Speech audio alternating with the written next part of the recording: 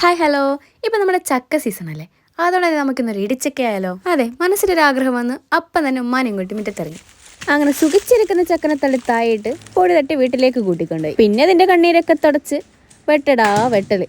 അങ്ങനെ അതിനെ വെട്ടി പീസ് പീസാക്കി അതിനെയും വെട്ടി കയ്യിൽ ഒതുങ്ങുന്ന പാകത്തിലേക്കാക്കി മാറ്റി. ഇനി അതിൽ നിന്ന് നമുക്ക് ആവശ്യമുള്ള ഭാഗങ്ങളെടുത്ത് ബാക്കിയുള്ളതൊക്കെ കട്ട് ചെയ്ത് മാറ്റാം. നമ്മുടെ ഈ ചക്കയ്ക്കൊരു പ്രത്യേകത ഉണ്ട്.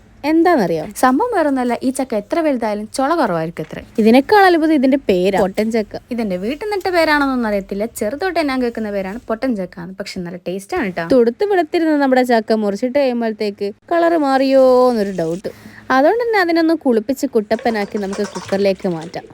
പിന്നെ അതിലേക്ക് ഇച്ചിരി വെള്ളം ഒഴിച്ച് കുറച്ച് കല്ലുപ്പിട്ട് പിന്നെ കുറച്ച് മഞ്ഞപ്പൊടി പാറ്റി കുക്കർ അടച്ച് ഗ്യാസ് മേലെ വെച്ച് ഒരു വിസില് ഓഫാക്കിക്കോ.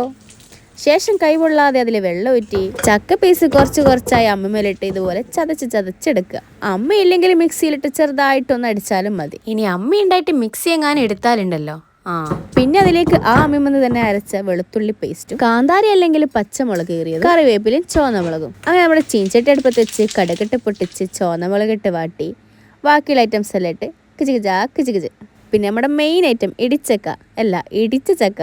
ഇതിന്റെ മണം കിട്ടിയപ്പം തന്നെ വായിൽ വെള്ളൂറാൻ തുടങ്ങിയിട്ടുണ്ട്. കൊതി ഇച്ചിരി കൂടുതലായതുകൊണ്ട് തന്നെ ചൂടാറാൻ കാത്തിരിക്കാതെ അച്ചാറും പപ്പടമൊക്കെ വെച്ച് ഒരു പിടി അങ്ങ് പിടിച്ചു. അന്തസ്. സംഭവം നല്ല വെളുത്തുള്ളി ഫ്ലവർ ഒക്കെ വന്നുകൊണ്ട് എനിക്ക് നന്നായിട്ട് ബോധിച്ചിട്ടുണ്ട്. അപ്പോൾ ഓക്കെ, വീണ്ടും കാണാം. ബൈ.